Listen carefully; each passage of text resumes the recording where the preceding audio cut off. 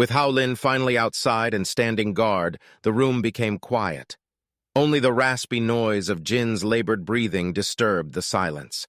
Dark blotches were rapidly spreading on his skin. They looked like fresh bruises, but the truth was more alarming. The fragile equilibrium between his chi and the body that housed it was breaking apart. And when one fell, the other inevitably followed. His only chance lied in entering a deep meditative state and wresting back the control over the rebellious energies. Blood pounded in his ears. Jin caught his breath and tried to slowly release it, but it felt as if he would suffocate before he succeeded. Bright sparks flickered in the corners of his vision, streaking like falling stars. Finally, he managed to let out a deep breath. A foul smell like rotting meat entered his nostrils. Jin Sou trembled, but it wasn't the rancid stench that disturbed him. Within the stale air leaving his parted lips, he could sense traces of his own chi. Whatever measure of concentration he was able to muster crumbled. His eyes opened up. He stared at the wall in front of him, alone, sad, and unwilling. The ability to externalize one's ki was the sovereign domain of true cultivators, people who had awakened their immortal sigil. Jin, however, wasn't about to fool himself into thinking that he had miraculously joined their ranks. A different explanation, one that he had been consciously avoiding all this time, was far more likely. Chi deviation. This wasn't something they had learnt in the camps. This knowledge came from the older generations of miners. Jin stirred, remembering the senior who had told him the story. It happened several years ago, not long after he had first entered the mines, but the experience etched itself in his mind. The man should have been in his early 20s, but looked 30 years older. He had grown too tall for the mine's constrictive shafts, causing his back to bend to a ridiculous degree. His head seemed closer to his chest than his shoulders, giving an impression of a body trying to fold in on itself. "It comes like an arrow in the night," the old miner said with a drawl. "You could be working, eating, or even fast asleep. It don't make no difference." He looked at the group of boys huddled around him and laughed. "You have just learned to sense your chi, and even now, taken and chained, you love it. Every time it passes through your meridians, you know it, you are an immortal," he whispered the last word. "If someone offered to take you back at the cost of that power, half of you would refuse." He glared at them as if daring anyone to disagree. "But all that precious chi is not yours. It lives in you, it feeds on you, and it makes you valuable enough to enslave, but it isn't you. And one day, when you least expect it, it will devour you." He licked his lips. "Lucky few who are still at the first layer. You just suddenly keel over, as if the Reaper walked past and yanked out your soul. It's only when you open up the body you don't see nothing but mush. Guts torn and ripped apart, destroyed by that precious energy you tirelessly cultivated." The grin on his mouth began to grow wider. Things become more interesting at higher levels. For one, you can actually sense it happening. Your chi refusing to obey your commands, treating you like a stranger. You try to stop it, of course, control it, but there's just too much of it. Even as you save your lungs, your eyes begin to pop.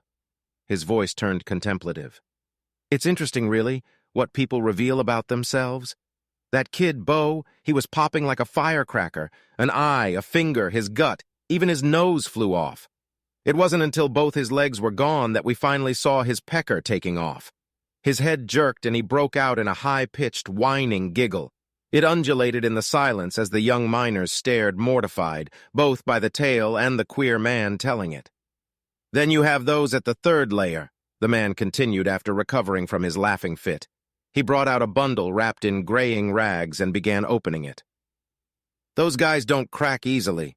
Our previous warden, Feng Huaxing..." He hesitated. "Well, when old Feng got serious, even an immortal would be wise to steer away. It happened in the dining hall. The bastard didn't even let it show.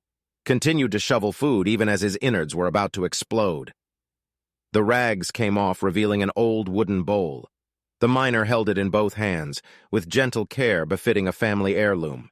The surface was cracked and peppered with small holes, but it was the object jutting out from its center that made the young boys gasp. Jin still remembered the feeling of his mind struggling to connect the odd shape with what it represented, and the deep chill as he finally recognized it for what it was: a human jaw. It was lodged deep inside the wood, complete with a row of small brown teeth that looked like bugs perched upon a twig. I was quick, but you will see some of your seniors with scars on their faces. They will tell you that it was from a collapsing shaft, but know the truth. His mouth threw open as he began to laugh. Old Feng just decided to give them a bite on his way out. The memory broke. Jin sat on the floor, dazed. The chi in his meridians continued to circulate at ever faster speeds, but he no longer did anything to control it. Only one thought remained in his mind. Why me? It wasn't fair. He had just survived a meeting with an immortal. Others might not understand, but ever since he saw Lil Lu's dead face, Jin was certain of it. The reason why he was still alive. It wasn't fate, the almighty sect, or even mercy. It was his own actions. Every breath he took from that moment on was his own. And now he was supposed to die? No, I refuse! He grit his teeth. I've already escaped death once. I can do it again. I will not die here. He closed his eyes shut, determined not to open them again until the situation was resolved. One way or another. His senses cut out. The feeling of hundreds of needles stabbing him at every second disappeared, and he could no longer hear the raspy breath coming from his throat. He focused his whole self into a single point and made his will bear down, plunging deep into recesses of his soul. An image appeared in his mind. He saw a complex tapestry of channels and capillaries spanning his entire body. It was vivid like never before, the strain making the meridians clearer to his senses. If not for the fact that he was on the verge of death, he might have even appreciated the opportunity to better familiarize himself with the structure. Instead, he focused his senses on the flow of energies. The chi poured forth from his dantian. Thankfully, even though it ignored his commands, it continued to roughly circulate along the proper pathways they were taught in the camps. The energies flowed to the greater meridian in his right hand, doubled back to the one in his stomach, before finally returning to his dantian, only to gush out again with even greater vigor. In a way, it made sense. If his chi was completely chaotic, he would have already been dead. It didn't change the fact that housing this great reservoir of energy, while it behaved like a foreign entity, filled him with dread. It was like having an intimate part of himself hijacked. And even if the chi behaved for now, it would take just a moment for it to suddenly rampage. If that happened, his body would probably paint the walls of his room before he had a chance to register what was happening. Focus! Focus! Unnerving as it was, the most pressing danger lay elsewhere. His meridians were simply too narrow to accommodate the volume of chi gushing out from his dantian. The pressure caused hundreds of hair-like cracks to appear along his major veins, and wherever the flooding energies encountered a bottleneck, they spilled over, spreading to nearby channels they had no business entering. It was counterintuitive, but he needed to wrangle these errant threads of chi back into the main stream. The pressure bearing on his meridian channels would slightly increase, but it was still preferable to the completely unpredictable damage from having that chi run free. He started out small. His target was just a single strand of chi. It splintered off from the main pack and was currently traveling along his heart meridian. To his surprise, the process was smooth. He began by gently coaxing and nudging it, the way he was first taught to sense chi, but he'd managed to form a connection almost immediately. It was as if after getting separated from the main stream, whatever was shielding it from his will had disappeared. A thought appeared in his mind. What if instead of sending all these wayward strands of chi back to their proper pathways, I tried doing the opposite? Could I regain control that way? But he rejected the idea almost as soon as it formed. My major veins are on the verge of breaking down as it is. If I tried shifting all that energy into random pathways, everything would collapse before I was halfway done. He decisively pushed the chi back into the main stream. As soon as it rejoined it, his connection faded. But he was still able to sense the almost animalistic giddiness radiating from the chi. He continued his work. A nagging thought at the back of his mind whispered that it was all futile, that he was trying to fight a fire by throwing more embers at it. But he fought against it. At some point, the words of the cultivation mantra began to ring out in his mind. The sounds became clearer and louder with every errant strand of chi that he corralled back to the main stream.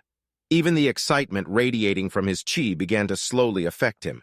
Maybe he had a fighting chance after all. Boss Lu has called a gathering. A gathering! Everyone must appear! Boss Lu has called a gathering. A sudden commotion erupted in the living quarters. A group of wardens serving under Boss Lu rushed in, pounding on doors and shouting at the top of their voices. Miners began to emerge from their rooms. They looked around in confusion, some of them revealing hints of anxiety in their eyes. A surprise assembly was a rare thing. Usually it meant that Immortals had passed down new orders. They were making so much noise that some of it had even reached Jin. He registered that something was happening outside, and put the matter aside. His concentration was stretched to a breaking point as it was, and he couldn't afford a single distraction. Suddenly the door to his room exploded into pieces. "Jin Sou!" A man barged in, trampling over the broken wood. Hao Ying's body lay motionless in the hallway, sprawled out in an unnatural position. "Boss Lu is requesting your presence."